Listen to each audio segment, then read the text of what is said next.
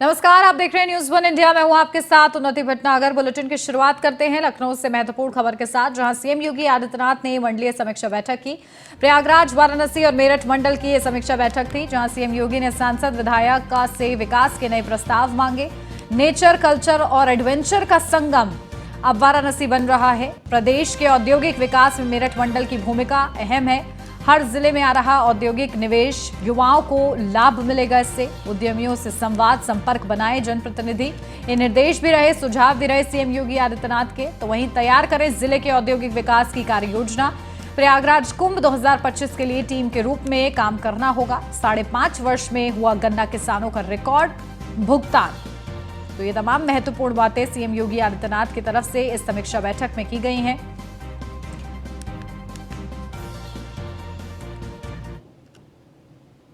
उत्तर प्रदेश के मुख्यमंत्री योगी आदित्यनाथ ने लखनऊ में G20 वॉकथॉन को हरी झंडी दिखाकर रवाना किया। इस दौरान मुख्यमंत्री योगी आदित्यनाथ ने कहा कि पीएम मोदी के नेतृत्व में यूपी आगे बढ़ रहा है। देश आजादी का अमृत महोत्सव मना रहा है। बता दें कि उत्तर प्रदेश के 4 शहरों में फरवरी माह से आयोजित होने जा रहे G20 सम्मेलन को लेकर व्यापक जन जागरूकता का प्रसार करने के लिए रन फॉर G20 वॉकथॉन का आयोजन किया गया और इस दौरान राजधानी लखनऊ सहित आगरा, वाराणसी और गौतम बुद्ध नगर में वॉकथॉन का आयोजन हुआ। इस अवसर पर लखनऊ, वाराणसी, आगरा और गौतम बुद्ध नगर जनपद में रन फॉर G20 वाकाथन व मिनी मैराथन में भाग ले रहे सभी प्रतिभागियों को हृदय से उनका अभिनंदन करता हूं। भाइयों बहनों,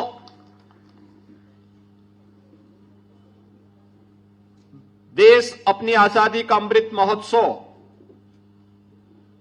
उत्साह और उमंग के साथ आयोजित कर रहा है और इस अवसर पर हम सबके सामने अनेक उपलब्धियां भी प्राप्त होती हुई दिखाई दे रही हैं। आज दुनिया इस बात के लिए मान रही है कि वैश्विक संकट के इस दौर में भारत और प्रधानमंत्री मोदी जी एकमात्र ऐसा यशस्वी नेतृत्व है जो दुनिया को इस वैश्विक संकट से उभार करके भारत की उस पवित्र भावना को आम जनमानस के कल्याण के लिए लगा सकता है जो कभी भारतीय मनीषा ने सोचा था। भारतीय मनीषा की सोच थी, कभी हमने ये नहीं कहा कि ये मेरा है, ये तेरा है। हमने तो इस बात को माना था कि यह सोचना तो एक बहुत छोटी सोच होती है। हमने तो हमेशा इस बात को माना कि अयम निज परोवेति गणना लघु चेतसाम उदार चरिता नाम तो सुधेव कुटुंबकम।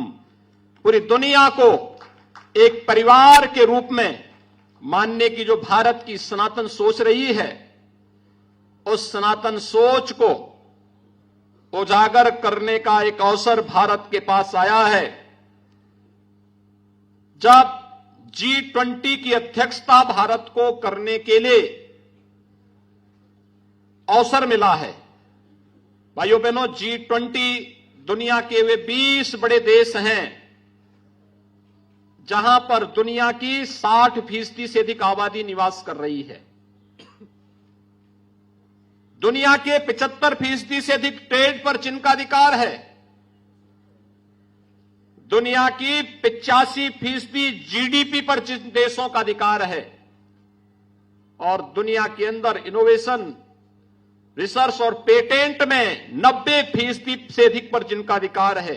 दुनिया के वे 20 बड़े देश G20 के नाम पर जाने जाते हैं और दुनिया के उन 20 बड़े देशों का नेतृत्व आज उत्तर प्रदेश को प्राप्त हुआ है। इस दृष्टि से हम सब के लिए गौरव की बात। उत्तर प्रदेश बीजेपी के अध्यक्ष भूपेंद्र सिंह चौधरी ने लखनऊ में प्रेस कॉन्फ्रेंस की और कहा कि भारतीय जनता पार्टी को एक मिशन के रूप में काम करना है। साथ ही उन्होंने कहा कि युवाओं में लोकतांत्रिक मूल्यों की जागरूकता बढ़ाने के लिए एक अभियान चलाना चाहिए। पार्टी को लेकर कहा है कि बीजेपी सिर्फ राजनीतिक मुद्दों पर ही विचार नहीं करती, बल्कि समाज की नीतियों पर भी बराबर का ध्यान देती है। बीजेपी के कार्यकर्ताओं से कहा कि राजनीति के अलावा सामाजिक मुद्दों पर भी ध्यान दें। पार्टी की सरकार है तो कदम से कदम मिलाकर हम सब लोगों को चलना होगा। भारतीय जनता पार्टी को एक मिशन के रूप में काम करना है। कैसे किसानों को प्राकृतिक खेती के लिए प्रोत्साहित करें, कैसे किसानों को केमिकल का प्रयोग नहीं करने के लिए प्रेरित करें और इन सब के लिए किस रूपों में किसानों को हम मदद पहुंचाएं, इन विषयों को लेकर जलवायु परिवर्तन, खेती किसानी और धरती माता को बुरे परिणामों से बचाना होगा। पिछली सरकारों में जिस प्रकार से अनाचार, दुराचार, भ्रष्टाचार की पराकाष्ठा थी, किस प्रकार का कुशासन था और किस तरह संघर्ष कर पिछले 8 वर्षों में भारत इस मुकाम पर पहुंचा है और उन्नत सुशासन की ओर बढ़ रहा है। हम सब पार्टी के कार्यकर्ताओं को उन्हें अवगत कराना है। भाजपा 18 से 25 वर्ग आयु वर्ग के युवाओं में जागरूकता, लोकतांत्रिक मूल्यों के साथ जोड़ने वाला अभियान चलाए। भारतीय जनता पार्टी युवाओं को बताए कि किस प्रकार से कुशासन से सुशासन की यात्रा हमने की है, सुशासन का महत्व क्या होता है, सुशासन से देश कैसे परिवर्तित होता है। भाजपा ने विषयों पर लोगों को बताएं कि देश के युवाओं को सुशासन से जोड़ें। साथ ही भारतीय जनता पार्टी द्वारा भारत जोड़ो अभियान चलाएगी, जिसके माध्यम से सभी लोगों को भारतीय जनता पार्टी से जोड़ने का प्रयास हम सब लोग करेंगे। सिर्फ वोट के लिए इन सब कामों को हम नहीं कर सकते, बल्कि समाज को बदलने के लिए काम करना है। भाजपा समाज नीति को लेकर देश के अमृत काल को नए रूप में परिभाषित करने पर विशेष ध्यान देना चाहिए। आदरणीय प्रधानमंत्री ने कहा G20 की अध्यक्षता भारत के लिए विकसित और उभरते देशों के साथ काम करने का एक बड़ा अवसर है। इससे मौजूदा भू राजनीतिक, ऊर्जा, खाद्य, उर्वरक, ऋण संकट से ग्रस्त देशों के विकास की गति में तेजी आ सकती है। हमें जन भागीदारी से इस मंच का बेहतर उपयोग करते हुए दुनिया भर में भारत की शानदार छवि प्रस्तुत करनी है। भारतीय जनता पार्टी के मोर्चा अपने कार्यक्रम बॉर्डर के गांव में कैसे करें और सीमावर्ती गांव में ज्यादा से ज्यादा लोगों से संपर्क बनाएं। इसी प्रकार आकांक्षी जिलों के विकास में पार्टी के कार्यकर्ता की क्या भूमिका निभानी है। कुपोषण से लड़ने में भी भाजपा कार्यकर्ताओं को जनता का सहयोग करना चाहिए। भारतीय जनता पार्टी लखनऊ में एक कार्यक्रम के दौरान सपा नेता शिवपाल सिंह यादव ने बीजेपी पर जमकर निशाना साधा। उन्होंने कहा कि अब की बार सबको मिलजुल कर काम और एकता दिखानी होगी, क्योंकि बीजेपी के सारे वादे झूठे हैं और इन्होंने कोई काम नहीं किया है। बीजेपी ने 9 साल से कोई वादा पूरा नहीं किया। जनता इस पार्टी से परेशान है। जितने भी इन्होंने वादे किए थे, कोई वादा अभी तक पूरा नहीं किया है। 9 साल में कोई वादा पूरा नहीं किया है, केवल जनता को भ्रमित करने का काम किया है। और परेशानियां ही परेशानियां हैं। सभी किसान, गरीब, व्यापारी सबके सामने समस्याएं पैदा कर दी।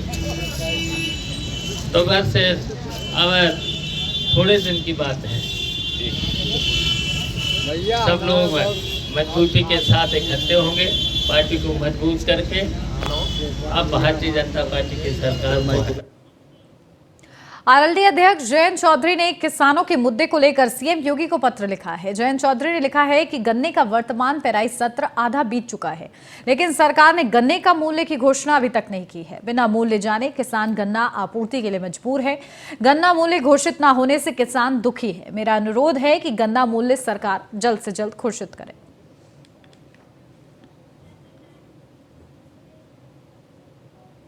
जिले के चित्रगुप्त मंदिर में वन व पर्यावरण मंत्री अरुण कुमार सक्सेना ने दर्शन पूजन किया। इसके बाद लोगों से मिलकर उनके दुख दर्द को भी सुना। इस दौरान नगर के समाजसेवी अजय राय ने कूड़ा को खुले जंगलों में सड़क किनारे फेंके दिए जाने से संबंधित उन्हें ज्ञापन सौंपा। वहीं समाजसेवी मेघनाथ पासवान ने वन अधिकार कानून के तहत पट्टे पर भूमि से वंचित गरीबों की बात उठाते हुए उन्हें ज्ञापन सौंपा। इस पर मंत्री अरुण कुमार सक्सेना ने कहा कि जो लोग इससे वंचित रह गए हैं, ज्ञापन को देखते हुए जल्दी कार्रवाई की जाएगी। वहीं प्रदूषण पर बात उठाते हुए उन्होंने कहा कि इसकी जानकारी होने के कारण मैं यहां आया हूं। प्रदूषण कम करने उपाय किए जाएंगे। उन्होंने अपनी तरफ से जो कर सकते हैं वो किया होगा, और कोई कमी रह गई तो उसके लिए उनसे कहा जाएगा। माननीय मंत्री जी, ये जो राखड़ आ रहा है दक्षिणांचल से परियोजनाओं से, उसका जो पूरा प्रदूषण हो रहा है, उड़ रहा है, ट्रक से ढाक के भी नहीं ट्रक वाले आ रहे हैं, इस पर आपका क्या कहना है? क्या देखा जाएगा सख्ती से कि जो भी यहाँ से जाए वो ढक के जाए। सरपंच संभल में राहुल गांधी के प्रतिनिधि बताने वाले युवक का पुलिस ने 5500 रुपए का चालान काटा है। अब पुलिस युवक के राहुल गांधी के प्रतिनिधि होने की जांच पड़ताल कर रही है। दरअसल वाहन चेकिंग के दौरान सांसद लिखी लग्जरी कार को पुलिस ने रोका, जिस पर कार मालिक जीतपाल यादव ने खुद को राहुल गांधी के लोकसभा प्रतिनिधि बताया। पुलिस ने कार मालिक से इसका प्रूफ मांगा, लेकिन नेताजी कोई प्रूफ नहीं दे पाए। इसके बाद पुलिस ने 5500 रुपए का चालान काट दिया। अब पुलिस युवक के राहुल गांधी के प्रतिनिधि होने की जांच पड़ताल कर रही है। अच्छा सर, जैसे पुलिस यहाँ पर रोक रही है, क्या वजह है, क्या कारण है, क्या मानते हैं? किस चीज़ को? यहाँ जैसे गाड़ी की चेकिंग चल रही है आपकी, क्या वजह है? वो तो मुझे नहीं पता होगा सर। नहीं, क्या आरोप लगा रहे हैं आप सांसद हैं? नहीं, मैं सांसद नहीं हूँ, लेकिन सर नाम क्या है? जीतपाल यादव। गाड़ी किसकी है? राहुल गांधी जी की। राहुल गांधी जी। हाँ, मैं उनका लोकसभा प्रतिनिधि हूँ। कहाँ के दे रखी है आपको? सर मैं एक दिन के लिए आया हुआ था और ये गाड़ी मेरे ही नाम पे रजिस्टर्ड है। ये राहुल गांधी चलते हैं? हाँ, और एक दिन की पदयात्रा की छुट्टी थी तो मैं आया हुआ था। काले शीशे लगी गाड़ी में राहुल गांधी कैसे चलेंगे? ना कांग्रेस का झंडा है और इस तरह से गाड़ी भी आपके नाम है और सर राहुल आप तो गांधी के पूरा नाम नहीं बाइट ले रहे हैं। तो फिर कैसे आप मतलब ये तो दुरुपयोग हुआ ना? गलती है, चलो ठीक है, दुरुपयोग क्या है इसमें? इसमें राहुल जी चलते हैं तो ब्लैक शीशे नहीं हो सकते, और वो 100% नहीं है। ये वाले ही तो ब्लैक नहीं हो सकते ना, फ्रंट के और साइड के तो हो सकते हैं। अमरोहा से अब खबर, जहां अमरोहा के धनौरा तहसील में किसान यूनियन ने बीजेपी विधायक राजीव तरारा के खिलाफ मोर्चा खोल दिया है। वहीं समाधान दिवस के दौरान बीजेपी कार्यकर्ताओं ने जमीन पर अवैध कब्जा करवाने का आरोप लगाया। पीड़ित ने समाधान दिवस में डीएम से मामले की शिकायत की और समस्या के निस्तारण की मांग की। तो वहीं बीजेपी कार्यकर्ताओं के समर्थन में उतरी किसान यूनियन ने विधायक पर जमकर निशाना साधा। सहारनपुर के देवबंद इलाके के रास्तम गांव में रात रुड़की लिंक नहर की पटरी टूटने से सैकड़ों बीघा जमीन में खड़ी फसलें जलमग्न हो गई, जिससे आसपास के खेतों में खड़ी गेहूं, सरसों और गन्ना आदि फसलें जलमग्न होने से बर्बाद हो गईं। किसानों का आरोप है कि रात्रि 3 बजे से ही वो विभाग के अधिकारियों को फोन कर रहे थे, लेकिन फोन रिसीव नहीं किया गया, जिसके बाद परेशान किसान खुद ही गंग नहर का पानी रोकने में जुट गए। किसानों की लगभग 1000 बीघा फसल बिल्कुल बर्बाद हो चुकी है। हालांकि बाद में सिंचाई विभाग के अधिकारियों ने गंग नहर का तटबंध किया है। हमारे बराबर में खेत है, इसके बराबर में, बराबर में यहाँ कंस्ट्रक्शन का काम चल जाता। इन्होंने रैम बनाया रखा था, इन्होंने नहर वालों ने कंस्ट्रक्शन का काम कर रहे थे, चलती नहर में ही है। तो उसमें नहर ओवरफ्लो होगी शाम के टाइम, तो ऊपर कटान होता चलेगा, तो रात में टूट गई हो। उसके बाद में हमने जेई को सूचना दी 3 बजे, जो बेलदार है अनिल कुमार को सूचना दी, पत्रोल वो भी उसे सूचना दी हमने। उसके बाद में हमने गाँव से हमारे जो परिवार के लोग हैं, गाँव के जिनका नुकसान हुआ, उन लोगों को लेकर हमने नहर को वहाँ स्केप खोल ले, नहर बंद करवाई, सूचना दी, अपना बंद करवाई हमने। वहाँ पे गेट जाम थे, कोई अधिकारी नहीं आज। मामला ये है जी, हमारे ही खेत हैं यहाँ पे आसपास सारे, और भी काफ़ी खेत हैं नीचे सभी के। तो यहाँ पे कंस्ट्रक्शन का काम चल रहा था चलती नहर में। हम लोगों ने इन्हें कल सूचना भी दी थी, तो उसके बावजूद इन्होंने अपना रैंप जो बना रखा तो बंद नहीं किया। उसकी वजह से रात में पानी का बहाव ज़्यादा बढ़ा, ओवरफ्लो होने की वजह से टूट गया। तो हमने रात में सूचना दी सिंचाई विभाग वालों को, फोन कर करके थक गया। अभी तक कोई मतलब उनकी साइड से कोई मदद नहीं है। तो वो सॉरी लिखा गया, सॉरी से क्या बताओ, वो सॉरी ओवरफ्लो हो गया। किसके वजह से हुआ है, क्या कारण है, क्यों हुआ है ये पानी? कुछ तो जवाब दीजिए, क्या कारण है इसका? नहीं, सॉरी में क्या, सॉरी तो कुछ भी लिख सकता है, वो सॉरी तो कहीं भी लिख रहे हैं। ये तो अभी निर्माणाधीन थी, कोई नहीं बोला तो सॉरी तो लिख दी जा भाई, कहीं मुस्केट कर लिख जा, कुछ लिख जाओ उसमें, तो लिख दी जा आगे। नहीं,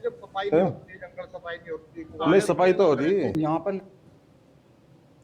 अगली खबर बिजनौर से, जहां आवारा पशुओं से परेशान एक किसान ने अपनी लहलहाती हुई गेहूं की फसल पर खुद ट्रैक्टर चलाकर फसल बर्बाद कर दी, जिसका वीडियो वायरल हो रहा है। मामला किरतपुर थाना इलाके के कटाई गांव का है। वीडियो किसान गेहूं की फसल को ट्रैक्टर चलाकर खुद बर्बाद करता हुआ नजर आ रहा है। किसान का कहना है कि उसकी फसल को आवारा पशु लगातार बर्बाद कर रहे थे, जिसके चलते उसने गुस्से में गेहूं की 8 बीघा फसल को ट्रैक्टर से रौंदकर बर्बाद कर दिया।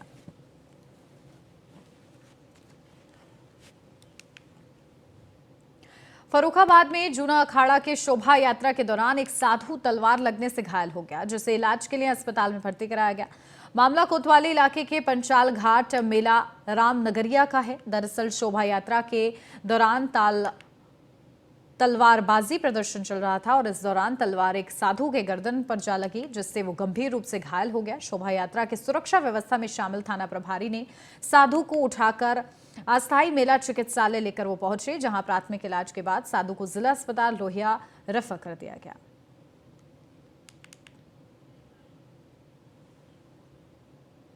बहराइच जिला जेल में बंदी के संदिग्ध रूप से घायल होने का मामला सामने आया है। परिजनों का कहना है कि जमानत के बाद उसे अर्ध बेहोशी की हालत में जेल से रिहा किया गया है, जिसे इलाज के लिए जिला अस्पताल में भर्ती कराया गया। जबकि जेल अधीक्षक का कहना है कि बंदी मानसिक रोगी है और दौरा पड़ने के कारण गिर गया, जिसके कारण उसके सिर और पैर में चोट आई थी, जिसका जिला जेल के अस्पताल में तुरंत इलाज किया गया। उन्होंने बताया कि आज उसकी रिहाई आने पर उसे रिहा कर दिया गया है। कैदी विजय सिंह नाम का 17 तारीख को 151 और मेडिकल मुलाहिजे के दौरान ही उसे मानसिक रूप से बीमार ऐसा डायग्नोस किया गया था डॉक्टर द्वारा। और चूँकि वो मानसिक रूप से बीमार था, उसको दौड़े भी पड़ते थे। और पर कल सुबह उसको दौड़ा पड़ गया था और वो गिर गया था, जिसकी वजह से सर में चोट आ गई उसे, और उसका यहाँ पे इलाज किया गया, पट्टी वट्टी बांधी गई और आज उसकी रिहाई आई थी और उसे रिहा कर दिया गया। आने पर चचेरे भाई ये 2 लोग गए थे, ये उसके बाद में इनको 151 में जेल भेज दिया गया 17 तारीख को। किसको? छोटे भाई को। क्या नाम? विजय कुमार सिंह। तो 2 दिन जमानत में लगे। आज जब इनकी रिहाई का आर्डर लेके आए, उसके बाद शाम को हमको ये बिल्कुल बेहोशी अनकॉन्शियस स्थिति में मिले हैं, ना पहचान पा रहे हैं, ना बोल पा रहे हैं, और इनके सर में, पैर में, पूरे शरीर में चोट है और बेहोशी की स्थिति में हमको इनको जेल से सौंपा गया। जैसे जेल से मिले हम सीधे हॉस्पिटल लेके आए, यहाँ भर्ती कराए हैं। अभी शिकायत नहीं किए हैं। आपको कैसे जानकारी? नहीं, इस जब जेल से छुड़ाया गया तभी हमको गेट पे बुला के दिया गया, इनकी तबीयत खराब है, इनको दिखा लीजिएगा। हाँ, आपको सर में फटे का निशान है, घाव है, पैर में चोट है, जिससे लाठी डंडे से मारा गया हो। सब अपने 1 दिवसीय दौरे पर अमेठी तहसील मुसाफिर खाना पहुंचे अयोध्या मंडलायुक्त गौरव दयाल को जिलाधिकारी राकेश कुमार मिश्र और एसपी इलाम नजी ने पुष्प देकर सम्मानित किया। तो वहीं तहसील सभागार में मंडलायुक्त गौरव दयाल को गार्ड ऑफ ऑनर भी दिया गया। तो वहीं मंडलायुक्त गौरव दयाल संपूर्ण समाधान दिवस में शामिल हुए, जहां अपनी समस्याओं को लेकर फरियादियों की समस्याओं को भी उन्होंने सुना और उनके निस्तारण के आदेश भी दिए। तो वहीं मंडलायुक्त ने तहसील अभिलेखागार और कस्बे में बने आदर्श तालाब, कस्तूरबा गांधी आवासीय बालिका विद्यालय और ब्लॉक का निरीक्षण किया। निरीक्षण के दौरान मंडलायुक्त गौरव दयाल संतुष्ट दिखे। के लिए आज यहाँ पर मैं आया हूँ। तहसील दिवस के बाद जो कुछ काम यहाँ विकास संबंधी हो रहे हैं उनको हम इंस्पेक्ट कर रहे हैं और जो जनरली चीज़ें समझने का प्रयास कर रहे हैं कि किस तरह से यहाँ विकास कार्य चल रहा है, कोई बाधाएं हैं तो उस पर विचार विमर्श किया जा रहा है। और नगर पालिका का कुछ काम देखा, अभी यहाँ ब्लॉक में किस तरह से ब्लॉक का संचालन हो रहा है उस पर चर्चा हुई है और नए ब्लॉक की यहाँ पर एक बिल्डिंग बन रही है उसको देखेंगे। तो इस प्रकार से कि एक रूटीन जो इंस्पेक्शंस होने चाहिए और जो समीक्षा होनी चाहिए उसके दृष्टिगत आज यहाँ का विजिट है। जनरल इंस्पेक्शन के लिए आज यहाँ पर। लखनऊ से अब खबर, इंदिरा गांधी प्रतिष्ठान में बीजेपी प्रदेश पदाधिकारियों की बैठक हुई। बीजेपी प्रदेश अध्यक्ष भूपेंद्र चौधरी, संगठन महामंत्री धर्मपाल सिंह की अध्यक्षता में बैठक हुई। रविवार को होने वाली प्रदेश कार्यकारिणी की बैठक से पहले बीजेपी प्रदेश अध्यक्ष ने बैठक की। बैठक में पदाधिकारियों को तमाम दिशा निर्देश भी दिए गए हैं।